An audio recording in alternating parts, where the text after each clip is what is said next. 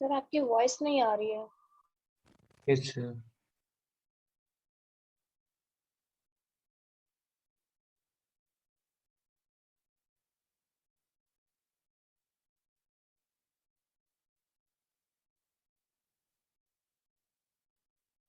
Sir you are not Audible.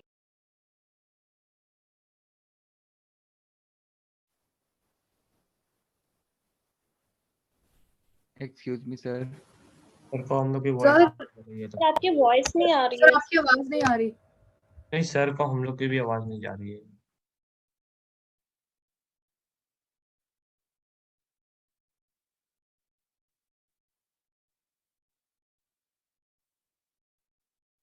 आवाज नहीं आ रही थी। हाँ अब अभी आवाज आ रही होगी। यस यस सर अब आ रही। ठीक है, शताक्षी आ गई हैं। Hello Shatakshi, how are you? चलिए, फाइन सर। तो लास्ट क्लास में तो हमने मेन बातें सीख ली थी कि चार्ज अट्रैक्ट करते हैं, रिपेल करते हैं। चार्ज इस चैप्टर में स्टेशनरी होना चाहिए। चार्ज अगर न्यूट्रल ऑब्जेक्ट के सामने रख देंगे तो उसको भी अट्रैक्ट करने लगेगा। चार्ज को अट्रैक्ट और रिपेल करता है। तो बेसिक कुछ बातें, और चार्ज इलेक्ट्रॉन के टर्म्स में एक्सप्रेस करेंगे तो इंटीजर आंसर ही आएगा। ये सब बात हो गई थी। तो कूलम्स लॉ करते हैं अभी। ये है, देखो इसमें फॉर्मूला पकड़ना और वो कैसे आया थोड़ा सा समझाने की भी कोशिश करूंगा मैं आपको कि ये 1/4 पाई एप्सिलॉन नॉट, ये जो ई नॉट वाला टर्म है ये कहां से आया, ये अभी हमने डिस्कस नहीं किया है। तो दो चार्जेस हो गए, इनके बीच का सेपरेशन आर हो गया, और रूल ये है कि ये दोनों चार्ज रखे हैं वैक्यूम में, तो इनके बीच में जो फोर्स लग रहा है, अब इनके बीच में मतलब Q1 वाला चार्ज Q2 चार्ज पर फोर्स लगाएगा, Q2 वाला Q1 पे फोर्स लगाएगा। एक्शन रिएक्शन फोर्स है। ये चार्ज अगर सेम साइन के हैं तो रिपल्सिव होगा, और अपोजिट साइन के हैं तो अट्रैक्टिव होगा। तो इसका एक वेक्टर फॉर्मूला बाद में सीखेंगे। अभी नॉर्मल स्केलर मतलब बिल्कुल देसी टाइप वैल्यू निकालेंगे कि इसका आंसर क्या आएगा। तो देखा ये गया, ये सब पढ़ लो। ये देखा ये गया कि इस तरह से चार्ज का वैल्यू वेरी कर रहा, फोर्स का वैल्यू वेरी कर रहा है, और फाइनल आंसर आ रहा है F इक्वल टू के Q1 Q2 by r square, और K को बोल दिया इसी कूलम्स कांस्टेंट हो गया है ना। और इसका वैल्यू भी हमको पता है 9 × 10⁻⁹, और यूनिट इसी फॉर्मूले से यूनिट बना दिया, newton metre square upon coulomb square. कोई मुश्किल नहीं। ये वैल्यू किसी ने एक्सपेरिमेंट कर करके ही कैलकुलेट किया होगा, कुछ ऐसे एक्सपेरिमेंट होंगे जिनसे ये वैल्यू कैलकुलेट होता होगा। तो ये फॉर्मूला लिख लीजिए और ये लिख लीजिए। इस फॉर्मूले को लगाने के लिए क्या खास बात होनी चाहिए, जरा 2-3 खास बात बताओ। कल कुछ बातें हमने डिस्कस की। हाँ, ये बोल रहे वैक्यूम होना चाहिए, तो वैक्यूम कम से कम। तो दूसरा मैं लिख देता हूं अपनी मर्जी से कि ये Q1 Q2 क्या है, तो ये बड़े बड़े चार्जेस हुए तो क्या ये फोर्स नहीं लगेगा? मतलब जरूरी नहीं है कि यही फॉर्मूले से फोर्स निकल आए। बड़े बड़े चार्जेस है तो उनको पॉइंट चार्ज की तरह ट्रीट करने का हमारे पास कोई मेथड नहीं है। मतलब ऐसे मत सोचिएगा कि सर हमने एक कॉन्सेप्ट पढ़ा था सेंटर ऑफ मास का, जिसमें बड़ा ऑब्जेक्ट होता था तो हम लोग ऐसा मान लेते थे कि उसका सारा मास एक पॉइंट पर है, वो सेंटर ऑफ मास हो जाएगा, तो बड़े चार्ज का भी सेंटर ऑफ चार्ज निकाल देंगे और उसको पॉइंट मास बना लेंगे। ऐसा यहां नहीं होता। एक्चुअली किसी भी नेचुरल फोर्स, नेचुरल लॉ में ये कभी काम नहीं करता। मतलब ये नेचर के फोर्स हैं, ये मैन मेड कोई फोर्स नहीं है। हमने थोड़ी ना चार्ज को बोला तुम फोर्स लगाओ, तो पहले से ही लगाता है, ऑलरेडी उसके पास ताकत है। ये नेचुरल फोर्सेस हैं, और centre of mass man made concept है। सेंटर ऑफ मास किसने बनाया? मैंने बनाया है। और क्यों बनाया है? क्योंकि आप लोगों को किसी को तकलीफ हो रही थी कि सर इतना बड़ा ऑब्जेक्ट है, कोई पूछता कहां रखा है, तो हम कहां बताएं, वो तो इतना बड़ा ऑब्जेक्ट है, वो तो इतनी सारी जगह घेर रहा है, तो कोई एक पॉइंट से डिफाइन ही नहीं कर पा रहे। या पूरा ऑब्जेक्ट चल रहा है तो कोई बोल रहा है इसकी वेलोसिटी बताओ, तो तुम कह रहे हो सर हर पॉइंट की वेलोसिटी तो अलग है, अब किसकी वेलोसिटी बताएं? तो मैंने उसको किसकी तरह ट्रीट करना बता दिया कि भाई उसको भी पॉइंट मास की तरह ट्रीट कर सकते हो, उसका नाम रख दो सेंटर ऑफ। लेकिन सेंटर ऑफ चार्ज और सेंटर ऑफ मास दो अलग कॉन्सेप्ट है, और यहां पे सेंटर ऑफ चार्ज पे पॉइंट चार्ज की तरह कॉन्सेंट्रेट करके ये फॉर्मूला नहीं लगाया जा सकता। तो कभी कंफ्यूज नहीं होना कि सर एक रॉड दी हुई है, दूसरी रॉड दी हुई है, पूछ लिया इनके बीच का फोर्स, तो सर इंटीग्रेट कर रहे हैं, हमको तो पता है K Q1 Q2 by r square. गड़बड़ हो गया। K Q1 Q2 by r square formula किस में लगेगा? जो पहले से ही पॉइंट चार्ज है, हम लोग नहीं बना सकते उसको पॉइंट चार्ज। हालांकि तुम ये देखोगे कि जब स्फेरिकल ऑब्जेक्ट होंगे तो वो कई बार पॉइंट चार्ज की तरह सेंटर पे चार्ज कॉन्सेंट्रेट करके आंसर बिल्कुल वैसे ही बताएंगे जैसे पॉइंट चार्ज का है, जैसे ग्रेविटेशन में होता है। ग्रेविटेशन में प्लैनेट्स कैसे होते हैं, स्फेरिकल, और प्लैनेट का वैसे ही फोर्स बनता है जैसे 2 पॉइंट मास का बनता है, G m1m2/r², याद है। और प्लैनेट होते थे बड़े बड़े, तो उनको हम कहां पे रख देते थे कि भाई ये वाला प्लैनेट उसके सेंटर पे, ये सेंटर पे, सेंटर से सेंटर का डिस्टेंस, याद है क्या।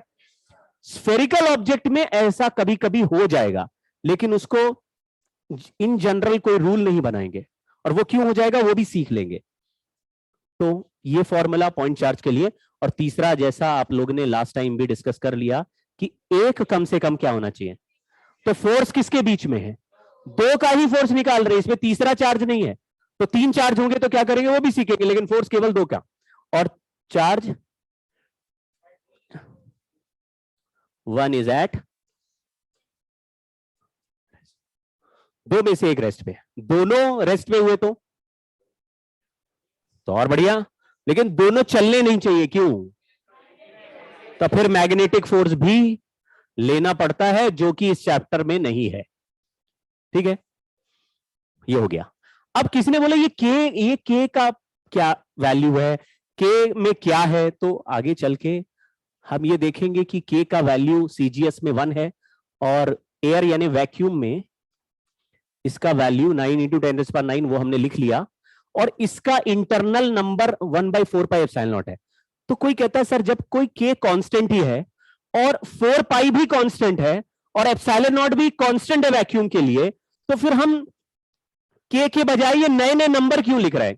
तो के को के ही लेने दो ना। जैसे ग्रेविटेशन फोर्स का फॉर्मूला क्या था, तो हम क्या जी के अंदर घुस के देखते थे कि जी में क्या है, जी में 1/4πε0 है कि नहीं है, वो उसमें क्या नंबर है, हम कोई टेंशन नहीं लेते। जी हमारे लिए कांस्टेंट है, जैसे के भी हमारे लिए कांस्टेंट है। तो कोई बोलता है ये कांस्टेंट तो वैक्यूम का है, हाँ, तो अलग अलग मीडियम में ये कांस्टेंट का वैल्यू बदल जाएगा। जैसे हम ε0 को अलग अलग याद करेंगे, वैसे के को ही याद कर लेते। तो ये नया बनाने की जरूरत क्या थी कि के को 1/4πε0 कहते हैं। उसका लॉजिक ये है कि फिजिक्स कोई एक बंदा नहीं बना रहा होता कि भाई एक आदमी को ठेका दे दिया कि यार सारे लॉ तुम ही बनाना, ऐसा होता है क्या। तमाम यूनिवर्सिटीज हैं, तमाम प्रोफेसर हैं, तमाम साइंटिस्ट हैं जो अलग अलग थॉट प्रोसेस से अलग अलग चीजें डेराइव कर रहे होते, बना रहे होते। तो कूलम्स लॉ यहां तक पहुंच गया, यह वाला, ये के क्यू यहां पे, अच्छा ये डाइन लिख दिया है, तो के Q1 Q2/r² कूलम्स लॉ यहां तक पहुंच गया। उसने ये चिंता नहीं की कि के का वैल्यू किस पर डिपेंड करता है या के में क्या है। ठीक है, और एक दूसरा थॉट प्रोसेस या दूसरा डेवलपमेंट इसका और चल रहा है जो गॉस ड्रिवन है। एक साइंटिस्ट हो गया गॉस, तो उसने क्या डिराइव किया या बनाया, एक क्वांटिटी बनाई जिसको, मतलब उसने कुछ ऐसे तरीके निकाले कि बहुत complex cases of electric force कैसे आसानी से सॉल्व करेंगे हम, उसके लिए एक साइंस डेवलप किया उसने। ठीक है, जैसे स्फीयर का केस कैसे डेवलप करें, या कैसे पता लगाएं कि स्फीयर कितना फोर्स लगाएगा, या सिलेंडर कितना फोर्स लगाएगा, या कोई डिस्क कितना फोर्स लगाएगी, तो ये कैसे पता लगाए। पॉइंट चार्ज का फोर्स तो कूलम ने बता दिया, लेकिन बड़े बड़े ऑब्जेक्ट का क्या, वो भी तो कोई सॉल्व करेगा। तो उसने एक साइंस डेवलप करी, और उस डेवलपमेंट में उसने एक फिजिकल क्वांटिटी बनाई, उसका नाम रखा इलेक्ट्रिक फ्लक्स। आगे चल के पढ़ेंगे। तो ऐसा मान लो कि एक फिजिकल क्वांटिटी होती है जिसका नाम है इलेक्ट्रिक फ्लक्स, और वो इलेक्ट्रिक फ्लक्स क्वांटिटी चार्ज पर डिपेंड करती है, यानी जहां ज्यादा चार्ज है वहां ज्यादा इलेक्ट्रिक फ्लक्स है, जहां कम है चार्ज। तो उसने एक रूल बनाया कि चार्ज और फ्लक्स आपस में डायरेक्टली प्रोपोर्शनल हैं। फ्लक्स क्या करेगा, कैसे पता लगाएंगे, वो सब बाद में सीखेंगे हम। लेकिन मान लो ऐसा आ गया, तो उसने जो कांस्टेंट यूज किया वो यही कांस्टेंट परमिटिविटी है। समझ गए क्या। तो उसने कांस्टेंट बनाया परमिटिविटी, फिर उसने इसको यूज करते हुए फोर्स का फॉर्मूला निकाला। तो इसने जब निकाला कूलम्स लॉ को फॉलो करते करते ऐसे, तो इसका फोर्स का फॉर्मूला आने लगा। आप समझ गए क्या। लेकिन ये फॉर्मूला ऑलरेडी कौन बना चुका था, कूलम बना। उसने तो केवल जस्टिफाई कर दिया, देखो कूलम से मैच कर रहा मेरा रिजल्ट, मतलब मेरा आंसर भी सही आ रहा है, लेकिन कूलम के फॉर्मूले में ये जो के है उसकी जगह ये खुल गया, समझ गए क्या? अब आपके पास चॉइस दो हो गई, या तो के को अलग से रटो, एप्सिलॉन नॉट को अलग से समझो क्योंकि फ्लक्स भी करना है तुम्हें, या फिर के अंदर ही तो 1/4 पाई एप्सिलॉन नॉट है, तो के की चिंता मत करो, इसको यही लिखो ना। तो अभी हमारा फोकस केवल किस पे ही हो जाएगा, एप्सिलॉन नॉट पे। हम के का अलग अलग वैल्यू क्यों याद करें? किसी ने बोला वैक्यूम में के का वैल्यू क्या है,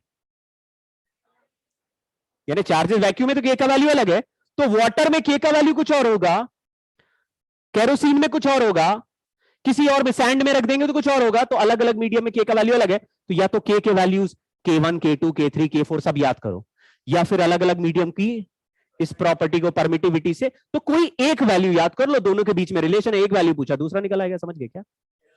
अगर मैं वैक्यूम का परमिटिविटी दे दूं तो वैक्यूम का के आ जाएगा, वाटर का परमिटिविटी दे दूं तो वाटर के लिए के आ जाएगा, तो अलग अलग आंसर तो हम निकाल ही लेंगे, तो दो दो रिजल्ट याद नहीं करने पड़ेंगे। तो एक लिस्ट बना दी, किसके हिसाब से? ये गॉस वाला सबको पसंद आ गया कि ये बहुत बढ़िया लग रहा है, और 4 पाई का भी एक्सप्लेनेशन है, ये 4 पाई कहां से आया, लेकिन जब गॉस लॉ पढ़ेंगे तब मैं आपको बताऊंगा कि ये सॉलिड एंगल से बना है। सॉलिड एंगल क्या हमने पढ़ा है कभी? बचपन में पढ़ा होगा, जब हम यूनिट एंड डायमेंशन पढ़ रहे थे तो सॉलिड एंगल की भी एक स्लाइड उसमें आती थी। Yes sir. तो उसको यूज करेंगे बाद में।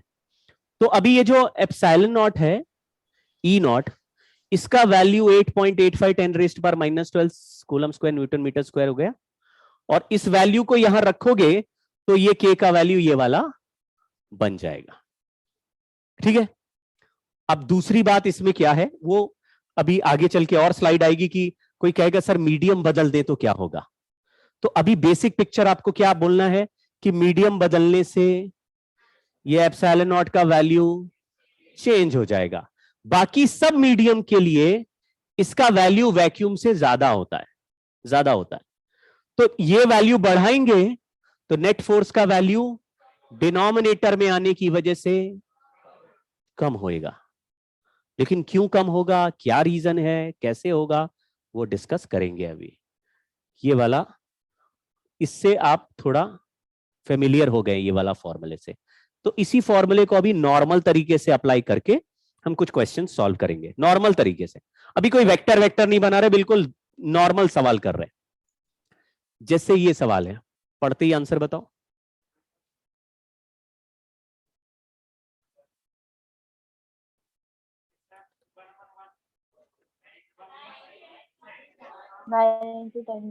बाकी सारा 1 हो गया, के थोड़ी ना 1 हो गया।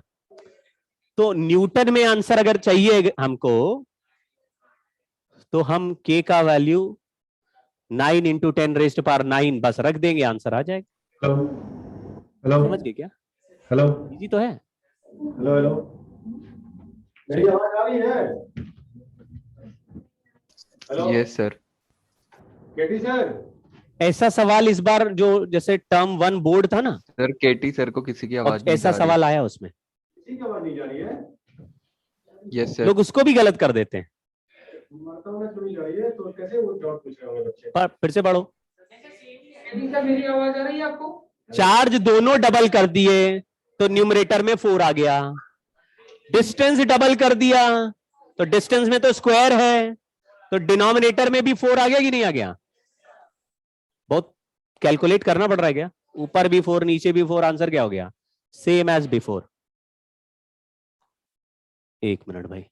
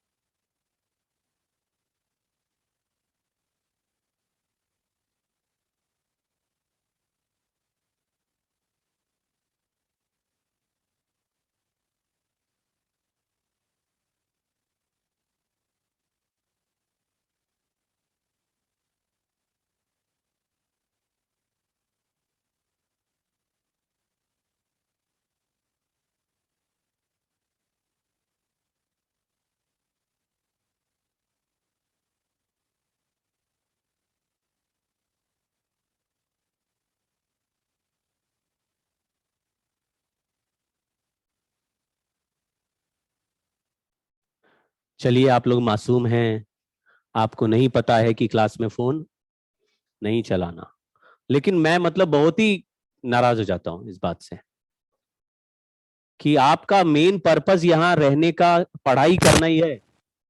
मतलब इन क्लास में बैठने का मतलब है इतना, खुद सोचो यार, इतनी एनर्जी आप अपनी लाइफ की लगा रहे हो, इतना पैसे लगा रहे हो, तो रिजल्ट पाना ही चाहते होगे ना। कुत्ते ने थोड़ी ना काटा है किसी ने कि चलो पैसा में आग लगा दी, यहां आके जमा कर दिया और फिर यहां आके मेरा भाषण भी सुन रहे हो 1.5 घंटे। तो पढ़ना तो पड़ेगा। ये आवाज उधर से आ नहीं रही है बच्चों की, ये चलता है क्या? ये कैसे है स्पीकर?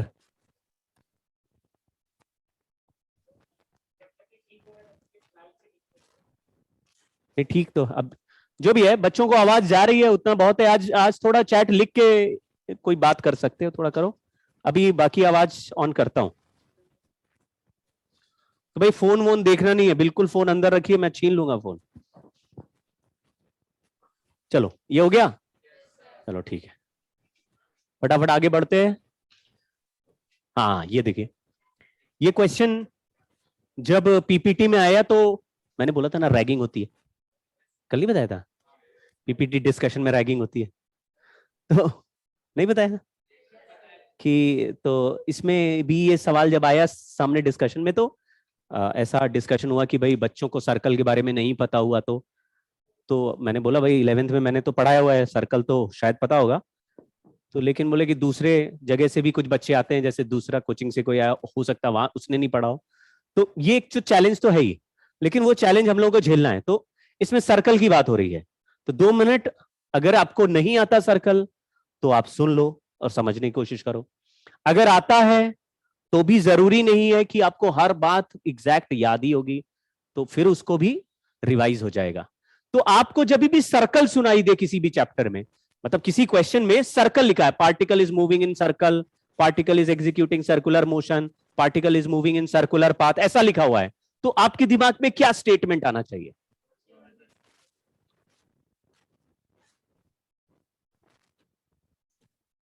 अच्छा, एक बच्चे ने डाउट पूछा है कि कूलम्स लॉ के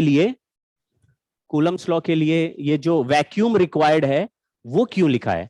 वैक्यूम रिक्वायर्ड नहीं है, इस फॉर्मूले को लगाने के लिए वैक्यूम होना चाहिए। अगर फॉर्मूले में, मतलब इस सिचुएशन में 2 चार्ज में चारों तरफ सराउंडिंग मीडियम वैक्यूम नहीं हुआ, तो ये जो k का वैल्यू 9 × 10⁻⁹ लेके हम खुश हैं, ये वैल्यू चेंज हो जाएगा। तो अभी जैसे इस सवाल में हमने लिखा कि 2 चार्जेस के बीच में फोर्स बताओ, तो हमने क्या मान रखा है? ये दोनों चार्जेस कहां होंगे?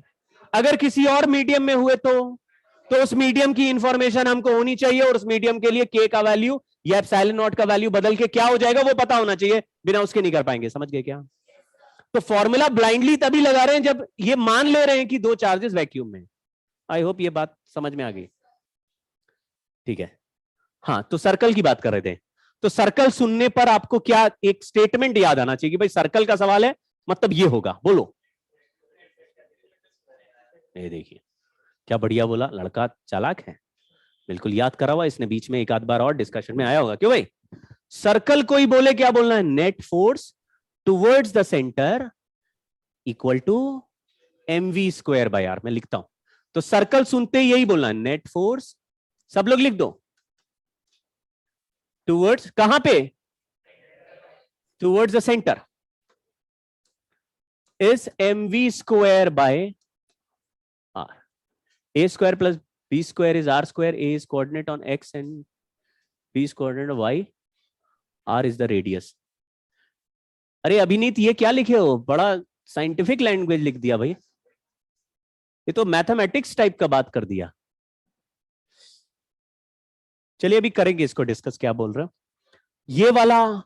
ये अब देखो, सर्कल में एक तो ये स्टेटमेंट याद रखना है, सर्कल कोई भी सवालों में बोल सकता है, रास्ते में चलते बोल सकता है, नॉर्मल जगह पर आपको कोई भी बोल सकता है। तो कोई भी सर्कल बोला तो यही बोलना है, ठीक है। जैसे एग्जांपल तुमने बोला, अरे पिज्जा ऑर्डर किया, पिज्जा का बॉक्स स्क्वायर है लेकिन पिज्जा सर्कल है। सर्कल सुनते क्या बोलना है? सर्कल मतलब net force towards the centre is mv square bye. अब इस स्टेटमेंट का एक मीनिंग भी है, हेलो ठीक सर। है, वो अभी सॉल्व करके बताता हूं, मीनिंग समझना। मैंने ये नहीं बोला कि mv square by r is a force which acts towards the centre, ये नहीं बोला। मैंने बोला the force which is acting towards the centre is equal to mv square by r, दोनों में डिफरेंस है। अगर आपके मन में ये उठा, अच्छा जेनेडू,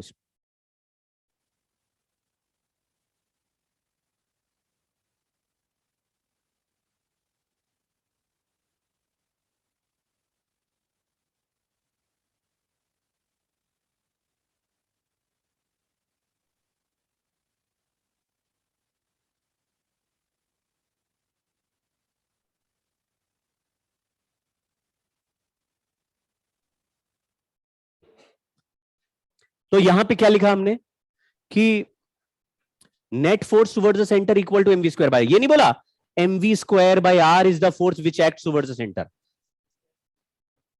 तो हाँ, ये देखो जरा कौन से स्पीकर से आवाज आती। तो दो चीजें हैं, एक तो जो फोर्स लग रहा है सेंटर की तरफ, मतलब पहले चेक करो कौन सा फोर्स लग रहा है।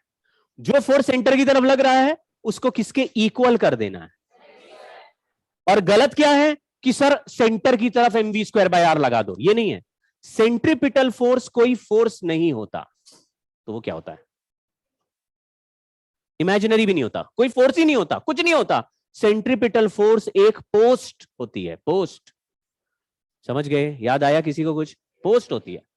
जैसे आपके स्कूल में प्रिंसिपल होते हैं, प्रिंसिपल है तुम्हारे स्कूल में, मैम होंगी, सर होंगे।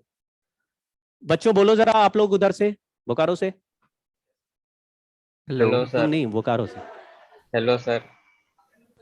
हाँ हाँ हाँ, उनकी आवाज नहीं आ रही। अभी आ रही है सर आवाज? नहीं आ रही सर को, मतलब हेलो हेलो बोलो। Hello sir. बोलो बच्चों।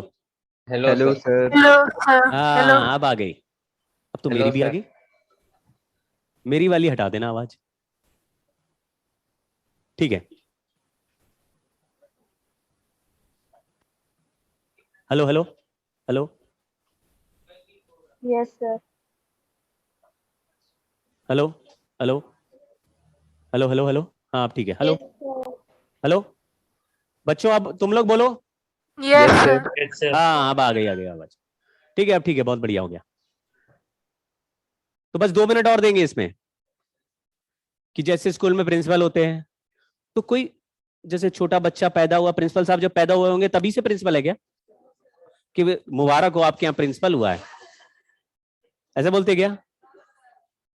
प्रिंसिपल वो इसलिए बन गए होंगे क्योंकि उन्होंने ऐसी कुछ क्वालिटी अपने अंदर जनरेट की होंगी, वैसी पढ़ाई की होगी या पोस्ट के लिए अप्लाई किया होगा, उनको जॉब मिला होगा, तो प्रिंसिपल बन गए। तो प्रिंसिपल क्या पोस्ट है ना? तो घर जाते होंगे तो बच्चे उनके क्या बोलते होंगे? प्रिंसिपल साहब आ गए, प्रिंसिपल साहब आ गए। कोई पूछता होगा उनके बच्चों से तुम्हारे पापा का नाम क्या? प्रिंसिपल, ऐसे बोलते क्या? अब उनका नाम अगर रमेश चंद्र है तो क्या बोलेंगे? जी रमेश चंद्र जी है हमारे पापा का नाम। प्रिंसिपल थोड़ी ना बोलते हैं। तो प्रिंसिपल क्या है? प्रिंसिपल नहीं है वो। हाँ, अब मान लो प्रिंसिपल से हटा दिया तो भी प्रिंसिपल रहेंगे, तो पोस्ट है ना। रमेश चंद्र तो हमेशा ही रहेंगे ना वो। ऐसे ही जैसे मान लो कोई फोर्स है ग्रेविटेशन फोर्स, तो वो सचमुच ग्रेविटेशन है, उसके अंदर ग्रेविटेशन का नेचर है, तभी उसको ग्रेविटेशन बोलते हो। लेकिन अगर वही फोर्स सर्कल में सेंटर की तरफ लगने लगे तो वो फोर्स इज ऑल्सो कॉल्ड, क्योंकि वो सर्कल के सेंटर की तरफ लग रहा है। तो कौन सा फोर्स को सेंट्रीपिटल फोर्स बोलेंगे? तो कोई अलग से फोर्स होता है क्या दुनिया में सेंट्रीपिटल नाम का?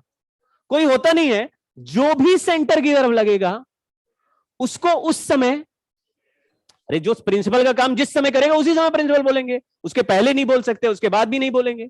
वैसा ही यहां पे कहानी है, ठीक है। तो आपको यह बात क्लियर है कि जो फोर्स लग रहे हैं वही लगाने हैं, और उनमें से जो सेंटर की तरफ आ गया उसको किसके इक्वल कर देना है, और जो सेंटर की तरफ नहीं जा रहा वो टेंजेंट की तरफ जा रहा है तो उसको नहीं करो इक्वल, ठीक है। मैं एग्जांपल बोलता हूं, जैसे ये है, एक फोर्स F1 लग रहा है, एक F2 लग रहा है। हेलो। सेंटर किस तरफ होगा? हाँ, तो व्हाट इज नेट फोर्स? बोलो बच्चों आप लोग भी। F1 minus F2। केटी सर मेरी आवाज जा रही है आपको? NUCM क्या होता है? हेलो। Uniform circular motion. और नॉन यूनिफॉर्म सर्कुलर मोशन हुआ तो भी यही बोलना है, कोई भी सर्कल सुनोगे तो यही बोलना है, ठीक है। नॉन यूनिफॉर्म हुआ तो टेंजेंशियल फोर्स जीरो नहीं होगा, यूनिफॉर्म हुआ तो ये साइड, ये जो टेंजेंट वाला फोर्स है ये जीरो हो जाएगा और केवल यही वाले फोर्स होंगे। लेकिन हमको उसका कोई मतलब नहीं है। हर सर्कल में एक इक्वेशन हमेशा कौन सी बनानी होती है? इसमें बोलो what is net force towards the centre? F1 minus F2। F1 केवल नहीं है, नेट फोर्स लिखा है F1 और इक्वल टू के बाद क्या लिखोगे? बस कहानी खत्म हो गई। हर सवाल में यही करना, कभी भी सर्कल हो यही लगा देना, ठीक है। और टेढ़ा टेढ़ा होगा तो कंपोनेंट लेके सेंटर की तरफ लगा देंगे, समझ गए? सिंपल। अब इसमें देखते हैं, देखो एक सर्कल है, चार्ज माइनस Q2 फिक्स्ड है और सेंटर पे है, और Q1 वाला चार्ज प्लस है और वो सर्कल में घूम रहा है। एक तो जिस चैप्टर में हो उस चैप्टर में अभी तुम्हें एक ही फोर्स पढ़ाया गया है, तो तुम्हारे पास चॉइस तो ज्यादा है नहीं कि सर 4-5 तो आपने फोर्स के फॉर्मूले, अभी हम तो भूल गए कौन सा लगाना। कितने फोर्स के फॉर्मूले पढ़े? चार्ज Q1 Q2 के बीच में कौन सा फोर्स होएगा? एक ही फोर्स है जो कूलम्स लॉ से अभी सीख लिया है। क्या आंसर है उसका? क्या वो सेंटर की तरफ लग रहा होगा? तो इसमें कोई कंफ्यूजन और है नहीं। दो होते तो हम कंफ्यूज हो सकते थे, भाई किसको करें इक्वल, अभी तो एक ही है, क्या इक्वेशन बनेगा? के अब देखो इसमें चार्ज का साइन नहीं लिखेंगे क्योंकि we are talking about only magnitude of force. जब वेक्टर में लिखना होगा तब साइन वाइन लगाया करेंगे, अभी सिंपल रखना है। तो Q1 का वैल्यू Q1, Q2 का वैल्यू Q2 है, माइनस Q2 में minus upon equal to mv square by r कर दिया। इससे वेलोसिटी का आंसर या स्पीड का आंसर रूट के Q1 Q2 अपॉन ये आ गया। क्वेश्चन पढ़ो, पूछा क्या है? Calculate the time period of, ये बताओ। हाँ बहुत सही बोल रहे हैं। एक सर्कल कंप्लीट करने में चलना कितना पड़ता है और स्पीड v है, तो क्या टाइम पीरियड का फॉर्मूला 2 पाई r बाय v का वैल्यू यहां रख सकते हैं। समझ गए क्या? तो दो चीजें आ गई, मतलब एक तो हमको इसको कैसे डील करना है फोर्स को, वो थोड़ा सीख गए, कूलम्स लॉ लगाना सीख गए। दूसरा सर्कल वाली बातें भी याद हो गई। अब सर्कल यही चलेगा। तो कोई आपसे पूछता रास्ते में कि कोटा स्टडी सर्कल का रास्ता बताओ, सर्कल सुनते ही पहले सुध दो उसको, क्या बोलोगे? पूरा बोलना, ऐसे हल्के नहीं बोलना mv स्क्वायर बाय r, इतना नहीं, पूरा स्टेटमेंट। तभी तो दिमाग में बनेगा कि FBD बनाएंगे, सेंटर वाला फोर्स आएगा भाई।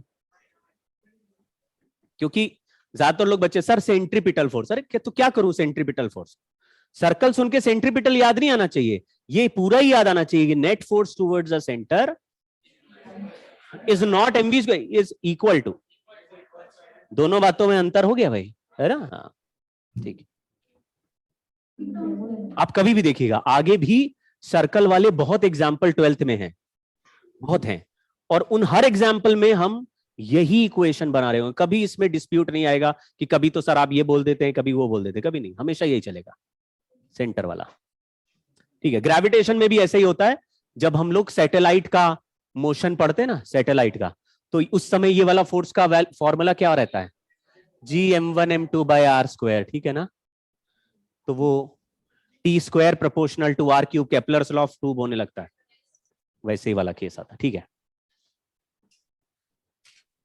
करण राजेश माइनस नहीं लगा रहे हैं क्योंकि चार्ज का केवल मैग्नीट्यूड ले रहे हैं। फोर्स का अगर माइनस लगाएंगे तो फोर्स का मैग्नीट्यूड नेगेटिव आएगा। तो मैग्नीट्यूड नेगेटिव कैसे ले सकते हैं? वेक्टर का मैग्नीट्यूड हमेशा,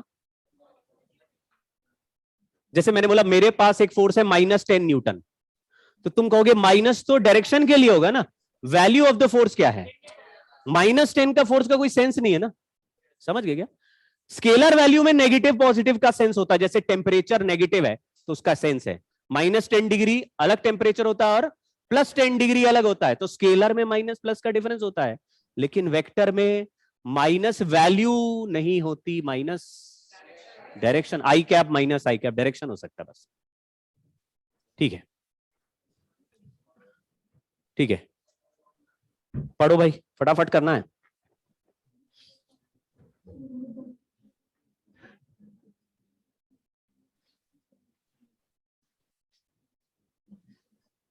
नॉर्मली हम देखेंगे कि अगर एक पेंडुलम को दूसरे पेंडुलम के साथ में ऐसे रखे कि दोनों चार्ज्ड हो, तो ऐसे थोड़ा वी जैसा बना देंगे।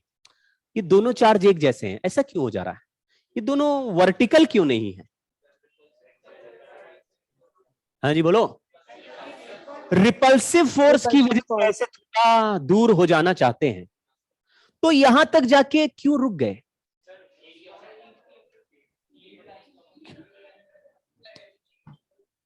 हाँ, मतलब ऐसे ऐसे करके क्यों, यहां तक क्यों नहीं जा रहे? नहीं, हाँ वो बोल रहे हैं कि जी कौन सा और फोर्स है, mg भी होता है, तो mg क्या चाहता है? नीचे। और रिपल्सिव फोर्स क्या चाह रहा है? दूर जाए। तो दोनों का बीच में कहीं बैलेंसिंग मिलेगा जहां पे अटक जाएंगे। अब आप देखो इस सवाल में हम कहां ले गए हैं इसको। सैटेलाइट में ग्रेविटी, कभी आपने स्पेस स्टेशन का कोई वीडियो देखा? ऐसे एस्ट्रोनॉट स्पेस स्टेशन में एक जगह से दूसरी जगह जा रहे, कैसे जाते हैं? उड़ते हुए चलते हैं भाई। क्या हो जाएगा? mg नहीं है, क्या हो जाएगा? तो मतलब दूर होते जाएंगे। व्हाट इज द मैक्सिमम दूरी? है पूरा दूर हो जाए, ऐसे ऊपर क्यों नहीं हो जा रहा? तो फिर तो पास हो जाएगा ना, दूर ही रहना चाहते हैं। So the maximum separation is achieved when angle is 180 degree. ठीक है ना? अगर ग्रेविटी होगा तो ऐसा दिखेगा। तो आगे वाले सवाल ऐसे वाले एक दो करेंगे, बड़े अच्छे क्वेश्चंस होते हैं ये वाले, जिसमें mg और ये है। तो ये हो गया ना, आगे बढ़ते हैं।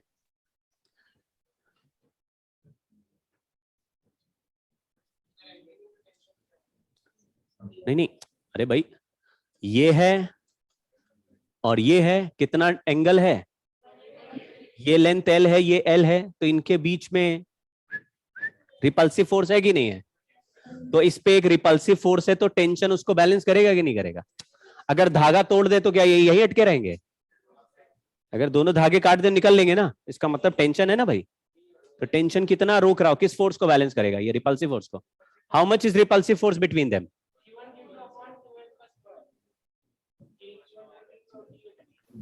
ये चार्ज भी क्यू है, ये क्यू है, कितना गैप है?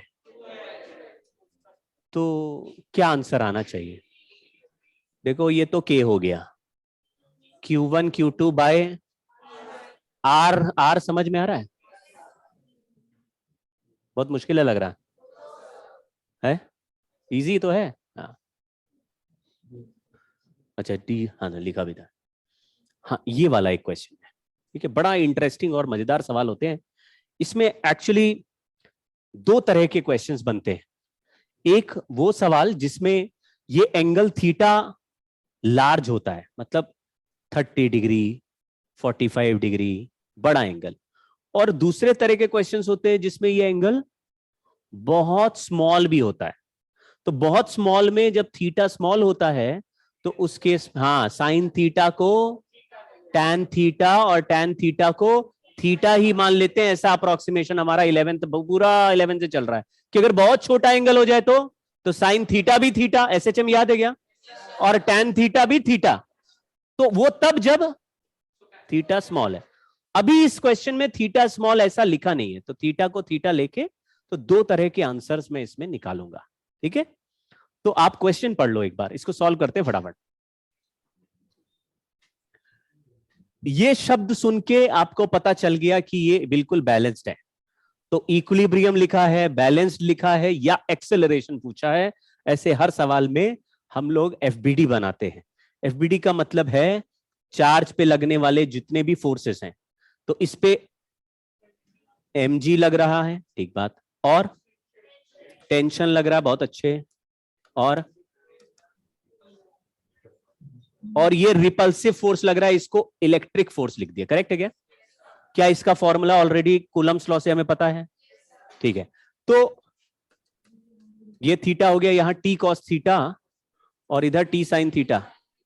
तो T sine theta equal to, और T cos theta equal to, और कॉस साइन बाय कॉस कर दें तो यहां पे लिख रहा हूं tan theta equal to sine, ये ऊपर साइन नीचे cos, F E upon M G. एक बार बचपन में हमने सूडो फोर्स का जब चैप्टर चल रहा था, हमने बोला ये गाड़ी के अंदर पेंडुलम टांगा और उसको तेजी से एक्सेलरेट कर दिया तो पेंडुलम ऐसे पीछे की तरफ टिल्ट हो जाता है। बोला कितना एंगल टिल्ट हो जाता है, कितना फोर्स है जो पीछे लगता था, सूडो फोर्स होता था, उसको बोलते थे एमए। और नीचे कौन सा फोर्स था, यानी इस सवाल में जो एफ ई है उसकी जगह उस क्वेश्चन में क्या लगता था, तो ये वाला आंसर क्या आता था, MA upon M G tan theta equal to A by G. बड़ा फेमस आंसर था वहां पे सूडो फोर्स वाले में कि एक्सेलरेशन ए से चलाओगे तो पेंडुलम ऐसे टिल्ट हो जाएगा, कितना tan थीटा इक्वल टू।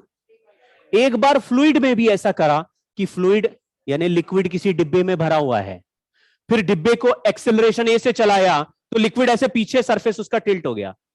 कभी ऐसे देखा आपने, लिक्विड को आगे डिब्बे को एक्सेलरेट करो ऐसे पीछे की तरफ टिल्ट हो जाता है, तो कितना एंगल टिल्ट हो गया, वहां भी tan theta equal to A by G, क्योंकि हॉरिजॉन्टल में एमए है और वर्टिकल में। तो ऐसे ही मुझे हमेशा ऐसा दिखेगा कि tan थीटा वाले सवाल हो तो दो फोर्स जरूर होंगे, एक हॉरिजॉन्टल होगा, एक तो हॉरिजॉन्टल अपॉन वर्टिकल से आंसर बन जाता है, अलग अलग सिचुएशन में अलग अलग। तो अभी एक एक करके वैल्यू रखते हैं, ठीक है। तो इन दोनों चार्ज में ये लेंथ L है, ये भी लेंथ L है, क्या ये लेंथ बता सकते हो, क्योंकि इनके बीच का गैप चाहिए, बोलो। ये वाला, ये एंगल थीटा है, बोलो। ये L और ये, तो बताओ इनके बीच का गैप दिखाई देने लगा है, 2L साइन थीटा हो गया। तो इलेक्ट्रिक फोर्स का फॉर्मूला क्या होता है, Q1 Q2 बाय R की जगह क्या लिखेंगे, बातें नहीं बच्चों, इधर देखते रहो, बोलो बोलो। तो 4L square sine square theta हुआ, यहां पे रख देता हूं मैं। फिर tan थीटा इक्वल टू के Q square upon 4L square sine square theta और इंटू एम जी। क्वेश्चन में पूछा मास बताओ, मास, तो मास को ऊपर ले जाते हैं, tan थीटा को नीचे ले जाते हैं, मास का आंसर आ जाएगा। तो m इक्वल टू बताओ के Q square upon tan theta into 4L square sine square theta, m ऊपर हो ये नीचे, ये हमारा आंसर आ गया m का।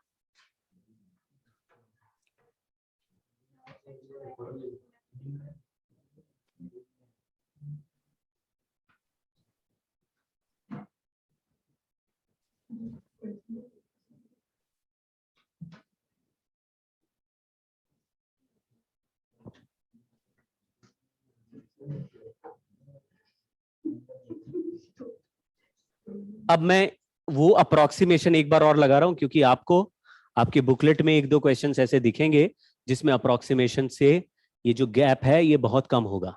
तो अब ये उल्टा मान के चलो कि थीटा क्वेश्चन में नहीं दिया, उसके बजाय बहुत स्मॉल गैप दिया है। मान लीजिए ये गैप का पूरा length x is separation between two charges and x is much less than L। इसका मतलब समझे, यानी कि ये जो दो धागे हैं ये बहुत बड़े हैं और गैप बिटवीन द चार्जेस बहुत कम है, तो ये जो एंगल बन रहा होगा ये भी कैसा हो जाएगा, बहुत स्मॉल हो जाएगा। तो आप अभी पूरा गैप x है, तो ये आधा गैप कितना हो गया, तो क्या हम साइन थीटा को x बाय 2L लिख सकते हैं, समझ गए क्या। बट साइन थीटा को अप्रोक्सीमेटली और tan थीटा को भी अप्रोक्सीमेटली, तो tan थीटा की जगह भी क्या लिखने वाले हैं, x बाय 2L, और साइन थीटा की जगह भी x बाय 2L। आपको दिख रहा है दोनों, हाँ मतलब वाह फिर मतलब ये भी थीटा हो गया, ये भी थीटा हो गया, तो थीटा क्यूब हो गया, यानी x cube upon 8L cube जैसा हो गया। 4L स्क्वायर कैंसिल हो जाएगा, 2L रह जाएगा।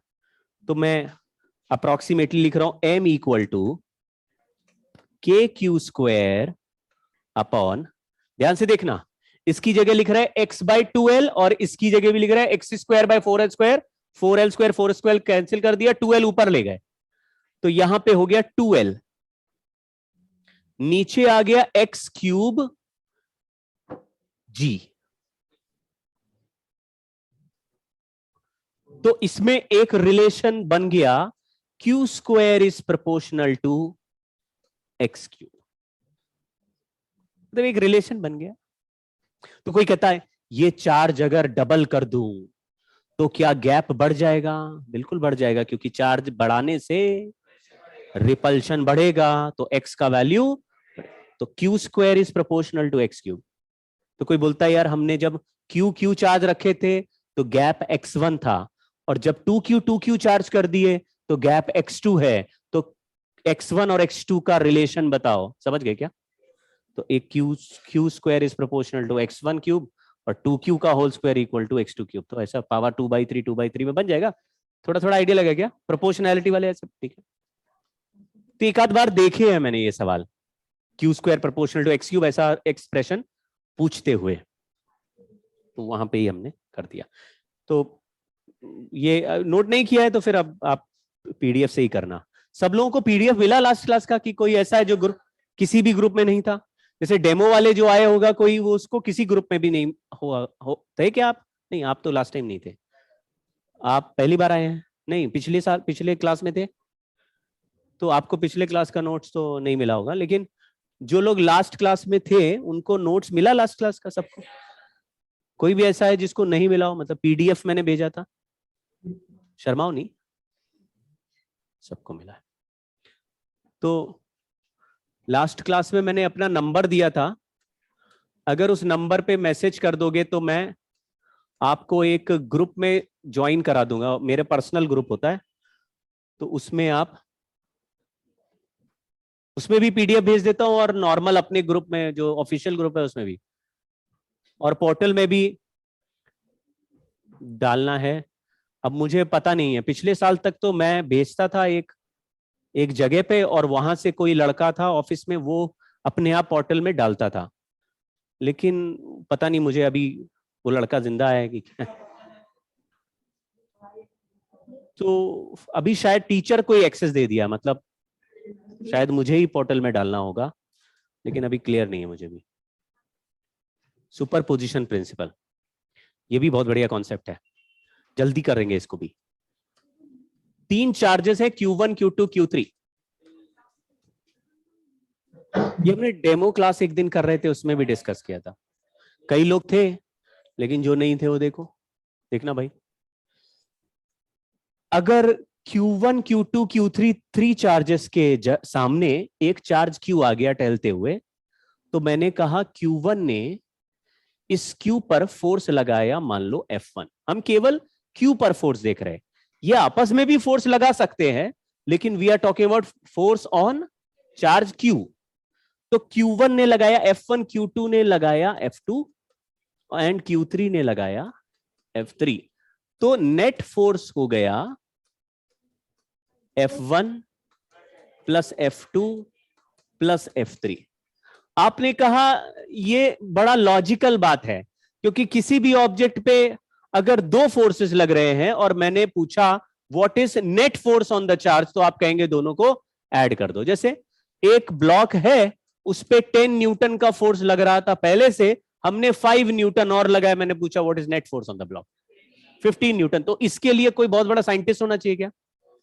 अगर 3 फोर्स लग रहे होते तो नेट कैसे निकालते? तो 3 को ऐड कर देते, 4 होते तो 4 को ऐड कर देते। तो इसके लिए, अच्छा मैंने अगले पेज पे चिपका दिया, इसके लिए सुपरपोजिशन प्रिंसिपल बनाने की क्या जरूरत थी? बहुत दिनों तक मैं आपको बिल्कुल सीरियसली बता रहा हूं, ये बात सुनते मतलब मुझे अजीब सी नफरत हो गई कि ये जिसकी मर्जी जो प्रिंसिपल बना दे रहा है। ये तो बहुत ही सिंपल बात है ना, कि 2 फोर्स लगाएंगे तो उनको ऐड कर दो, 3 लगाएंगे तो उसको, न्यूटन्स लॉ तो हम पढ़ ही चुके हैं कि जब भी n फोर्स लगेंगे तो सबको ऐड करके ही रिजल्टेंट निकालना होता है। तो इसके लिए प्रिंसिपल बना के हमारा सिलेबस क्यों बढ़ा रहे भाई? अब कोई पूछेगा ना, देखिए ये नॉर्मल होती है, ये बात तो हमें ऑब्वियसली पता ही है। तो अभी कोई पूछ ही ले सुपर पोजिशन प्रिंसिपल बताओ, तो याद रखनी पड़ेगी ना कि भाई सारे फोर्स को ऐड करने से रिजल्टेंट फोर्स बनता है। तो इसमें क्या खास बात है? हाँ देखिए, हाँ तो कितना बढ़िया बात बता रहे हैं, कह रहे हैं कि सुपरपोजिशन उन्हीं फिजिकल क्वांटिटी पे लगता है जिनके वैल्यूज इंडिविजुअल होते हैं और दूसरे पर डिपेंड नहीं करते। तो जब भी किसी क्वांटिटी पे सुपरपोजिशन प्रिंसिपल लिखा है तो आप समझना वो एक नॉर्मल क्वांटिटी नहीं है। जैसे electrostatic force superposition principle follow कर रहा है, इसका मतलब है कि Q चार्ज पर लगने वाला Q1 का फोर्स Q2 और Q3 के प्रेजेंस और एब्सेंस पर डिपेंड नहीं करता। इसका मीनिंग समझ गए? मान लो Q2 हटा दूं और पूछूं Q1 कितना लगा रहा है, F1 लगा रहा है, Q3 भी है, अब Q1 कितना लगा रहा है, Q4 और रख दूं और पूछूं Q1 कितना लगा रहा है। सेंस बना क्या? तो जो कूलम्स लॉ हमने पढ़ा वो कितने चार्ज के बीच का फोर्स है? दो के, और दो का फोर्स अपना आपस का फोर्स है, वो तीसरे पर डिपेंड। तो वो फोर्स तो कूलम्स लॉ से एक बार हमने निकाला, तो Q2 रखो या नहीं रखो ये आंसर तो हमारा आ गया।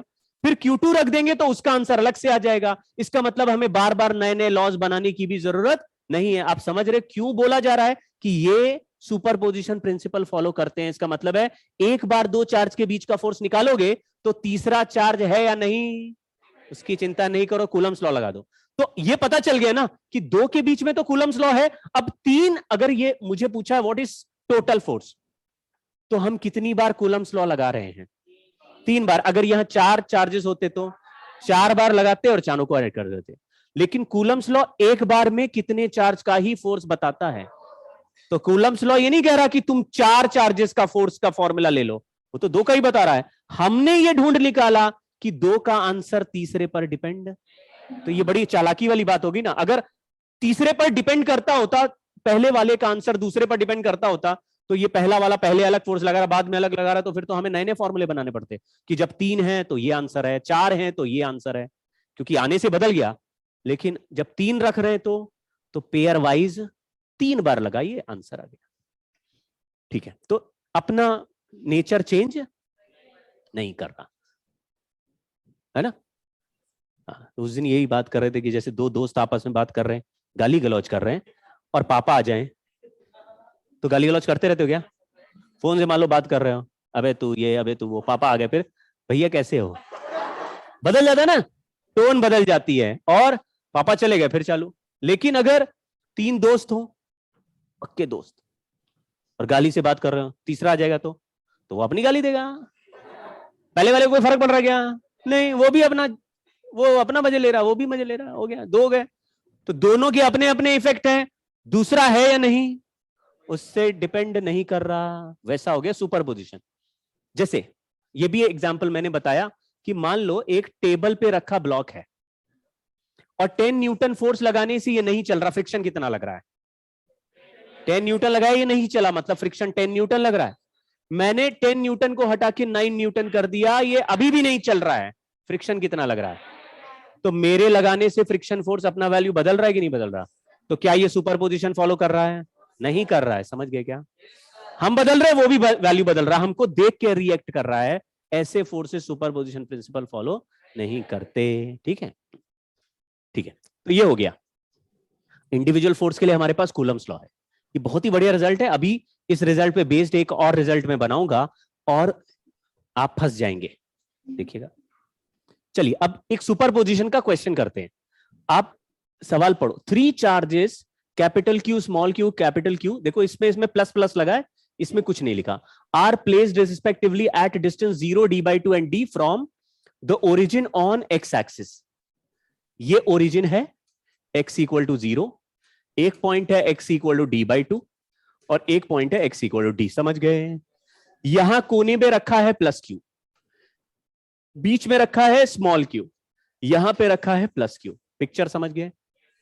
बोल रहा है कि x = 0 वाला जो चार्ज है, ये वाला, इस पे नेट फोर्स क्या है, इस चार्ज पर कितने फोर्सेस लग रहे होंगे। ये अपने आप नहीं लगाएगा, इस पे 3 चार्जेस हैं तो किसी एक चार्ज पे 2 चार्जेस ही फोर्स लगाएंगे। समझे? 3 है तो 3 नहीं लगेंगे, 3 है तो 2 लगेंगे, 4 है तो 3 लगेंगे। ठीक है ना? तो इस पे 2 फोर्स लग रहे हैं। लेकिन बोल रहा है नेट फोर्स 0 है। इसका क्या मतलब हुआ? दोनों आपस में कैंसिल हो जाते होंगे। अब आप समझना ध्यान से, अगर मुझे 4 ऑप्शंस देखें हम, तो इसमें कुछ ऑप्शन प्लस है और कुछ माइनस है। पहले बताओ, ये दोनों अगर प्लस हैं तो ये आपस में कैसा फोर्स लगाएंगे? मतलब ये इस पे कैसा फोर्स लगाएंगे? मैंने ए बोल दिया, इसको मैंने बी बोल दिया, इसको सी बोल दिया, तो मैं बोल रहा हूं सी वाला चार्ज ए पर कैसा फोर्स लगेगा? रिपल्सिव या रिपल्सिव मतलब लेफ्ट में लगेगा कि राइट में? लेफ्ट में लगेगा, ऐसे रिपल्सिव है।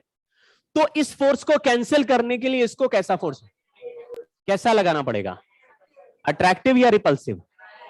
अट्रैक्टिव लगाना पड़ेगा। तो ये अट्रैक्ट करेगा कैसे? ये तो पॉजिटिव है, इसका क्या साइन होगा? तो आपको ये तो पता चल गया कि साइन क्या आना चाहिए, क्या आना, नेगेटिव साइन का आंसर होना चाहिए। तो ए और बी ऑप्शन तो गलत है, समझ गए क्या? अब बाकी सी और डी में तुक्का मार सकते हैं। तो फिर उसके लिए कूलम्स लॉ वाला फॉर्मूला लगा के दोनों फोर्स को बैलेंस कर सकते हैं। अब मैं आपको 2 चीजें बोलता हूं, आप उसमें से एक कोई भी एक चूज कर सकते हैं। जैसे अगर मुझे पता चल गया इसका साइन नेगेटिव है, तो मेरे पास 2 चॉइस हैं। या तो मैं ऑलरेडी इसका साइन नेगेटिव रख के फोर्स का आंसर निकाल के उसको 0 कर दूंगा, फोर्स को बैलेंस करूंगा। मतलब ये मान लूंगा कि ये नेगेटिव फोर्स है और ये नेगेटिव चार्ज है और ये पॉजिटिव चार्ज है और ये भी पॉजिटिव है। तो पॉजिटिव पॉजिटिव का फोर्स हो जाएगा लेफ्ट में और पॉजिटिव नेगेटिव का फोर्स हो जाएगा। फोर्स के वैल्यू बैलेंस करके आंसर निकाल दूंगा। फिर चार्ज के आंसर के साथ साइन नहीं आएगा। क्यों? क्योंकि साइन ऑलरेडी मैंने मान रखा है क्या है, तो फिर चार्ज का केवल वैल्यू आएगा।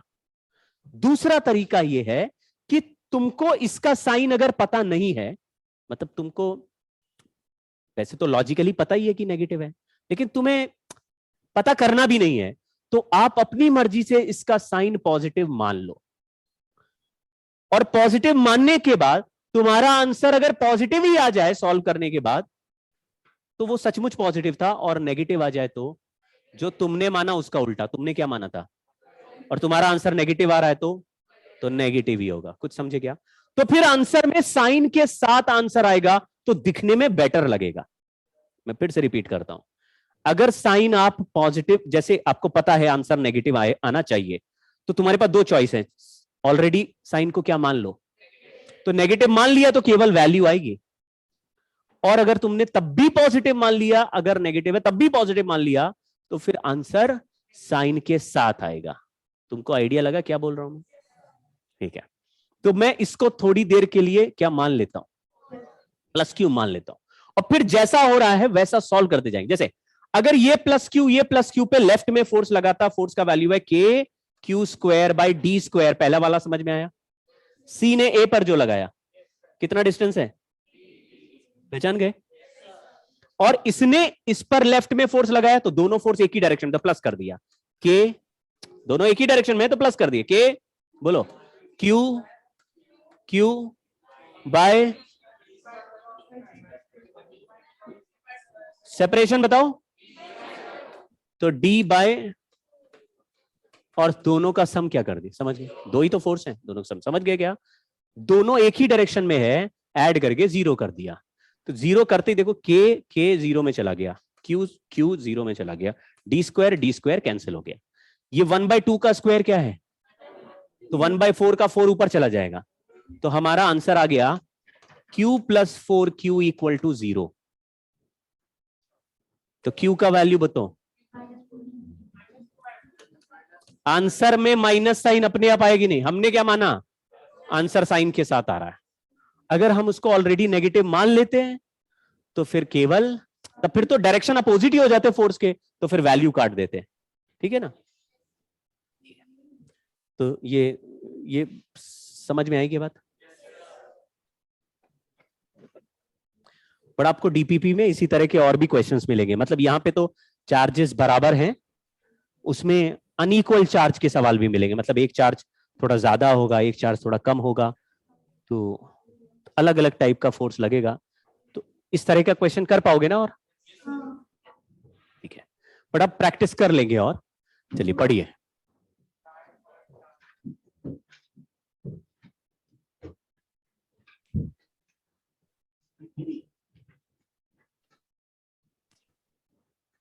हाँ, ऐसे सवालों में ऑप्शन थोड़ा पकड़ना पड़ेगा।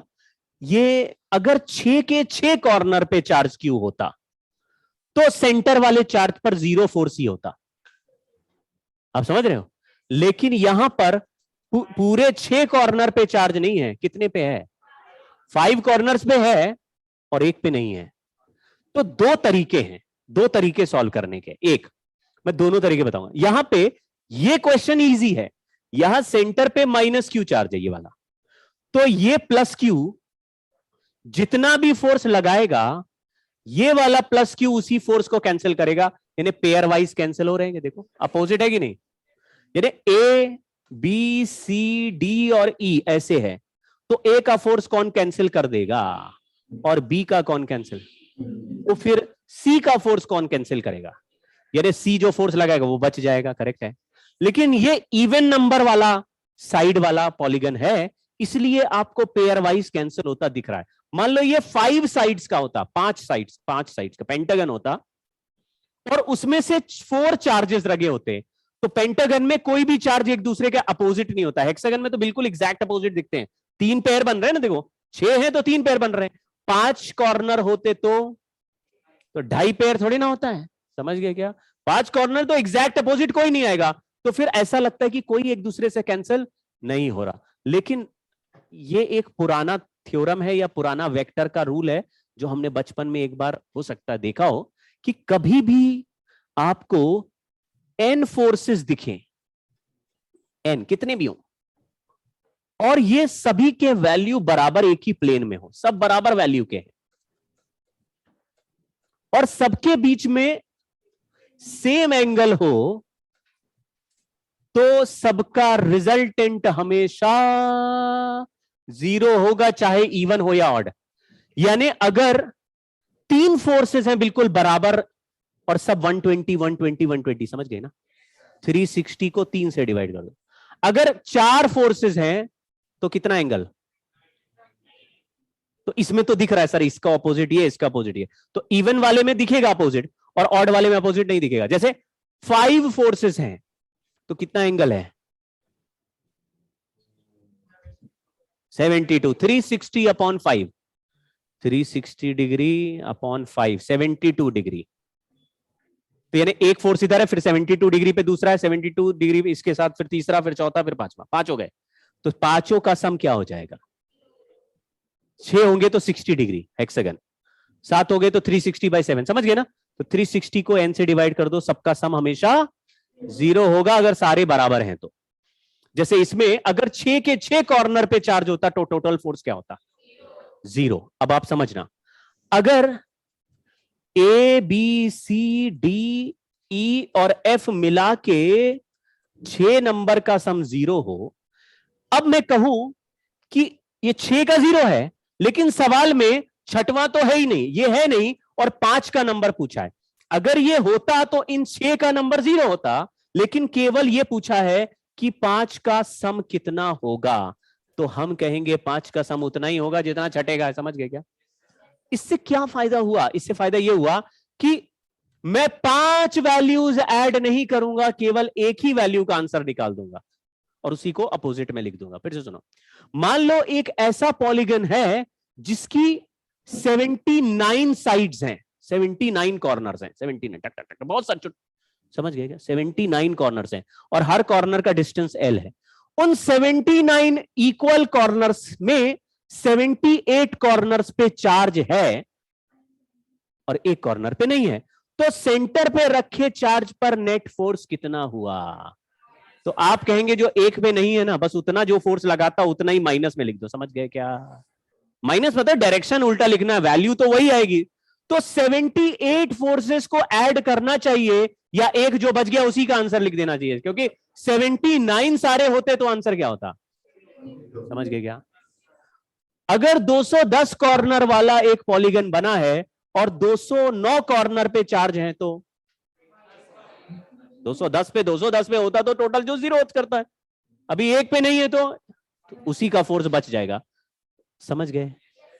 7 कॉर्नर्स पे चार्ज हैं, लेकिन 2 कॉर्नर्स पे 9 कॉर्नर का एक पॉलीगन बना है, 7 पे है 2 पे नहीं है, तो 7 कॉर्नर का मिला के टोटल फोर्स कितना हुआ? जो 2 पे नहीं है, अगर उनके फोर्स पता चल जाए उनको रिजल्टेंट ले लेना, समझे क्या? तो 2 नहीं होंगे तो 2 को ऐड कर दो, तो आप देख लो नंबर कौन सा कम है।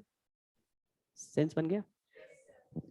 ठीक है, तो इसमें जो अगर यहां पे कोई चार्ज होता तो कितना फोर्स लगाता, तो आप कहते नहीं नहीं यहां होता, ये अकेला चार्ज कितना लगाता, तो आप बोलते के क्यू बाय एल स्क्वायर लगाता, वो भी अट्रैक्टिव ऐसे। तो आप उसी को उल्टा कर दो डायरेक्शन, तो डायरेक्शन इधर हो गया और के क्यू स्क्वायर बाय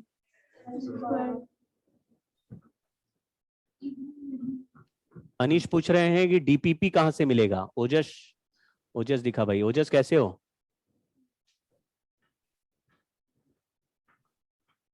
फिर आवाज नहीं आ रही लग रहा है। अच्छा अच्छा सर ग्रेट, ठीक है। डीपीपी कैसे मिलेगा बताओ?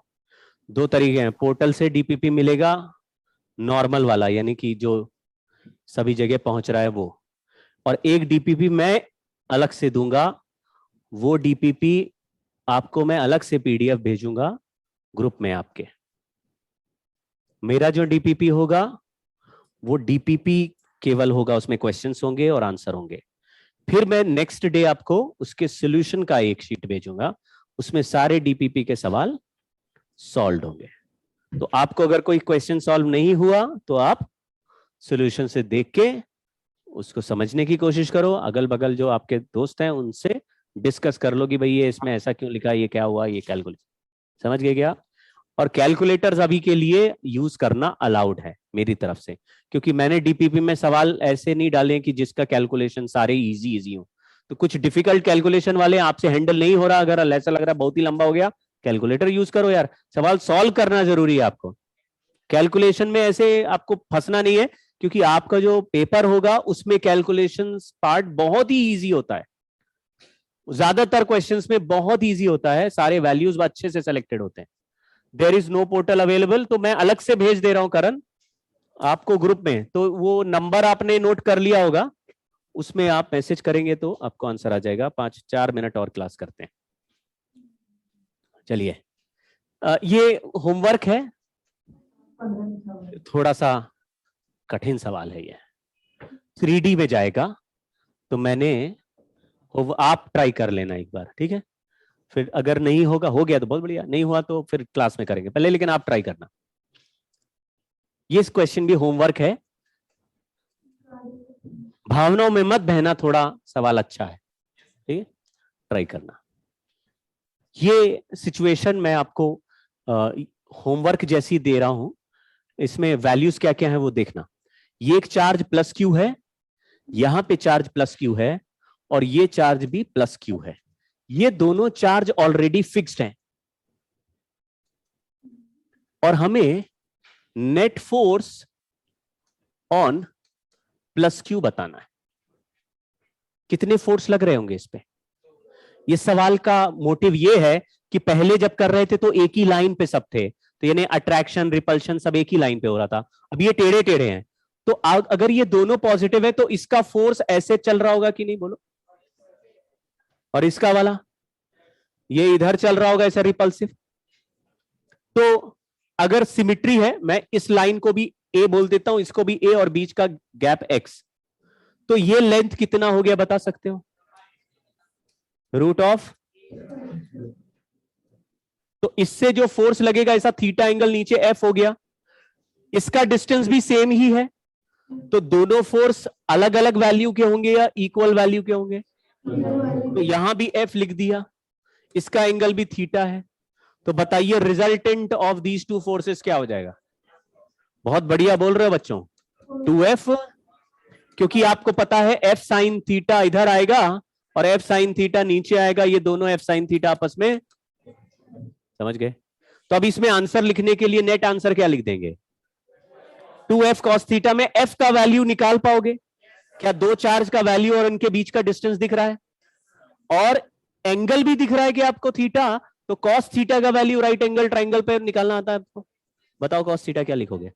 बहुत बढ़िया, x upon under root of a square plus x square, मतलब बेस अपॉन हाइपोटेन्यूज। समझ गए? आंसर आ जाएगा। इसको आपको पूरा सॉल्व करना है अपने नोटबुक में। फिर इस क्वेश्चन में चेंज करना है। क्या चेंज करना है? ये चार्ज प्लस क्यू ही रहेगा, लेकिन इसका नाम वैल्यू बराबर है, बट प्लस क्यू के साथ माइनस क्यू का पेयर। इसको डाइपोल बोलेंगे आगे चल के। देखो, डाइपोल नाम सुना है कभी आपने? एक चार्ज जितना पॉजिटिव है, दूसरा उतना ही, और उनके बीच में कुछ गैप है। ठीक है, बट ये फिक्स कर रखे हैं, तो ये ना तो रिपेल आपस में होके दूर जा रहे हैं ना पास आ रहे, क्योंकि इसको फिक्स कर रखा है। Only this charge is experiencing force due to other two charges. तो ये कर लोगे? ये बोल रहे हैं कि इसमें, अरे अबे ये अट्रैक्ट करेगा, वो रिपल नीचे आ जाएगा फोर्स, ये अट्रैक्ट करने लगेगा, लग रहा है कि नहीं? और ये रिपेल ही करता रहेगा, तो इन दोनों का रिजल्टेंट कितना आना चाहिए? देखो इधर इधर बीच में कौन सा कंपोनेंट आ रहा है? दोनों का कौन सा कंपोनेंट आएगा अभी? तो इधर cos थीटा वाले कंपोनेंट क्या हो जाएंगे? तो इसमें आंसर क्या आएगा? पहले क्या आया था? सेंस बना क्या? इसको करना है लेकिन आपको। तो आज तो भाई नोट्स आप लोगों ने काफी कम नोट किया है, मतलब आपको पीडीएफ से काफी नोट भी करना पड़ेगा। ठीक है, कर लोगे? आज के लिए इतना ही।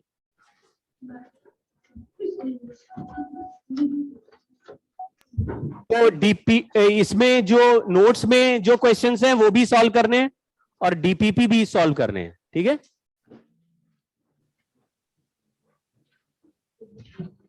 Thank you.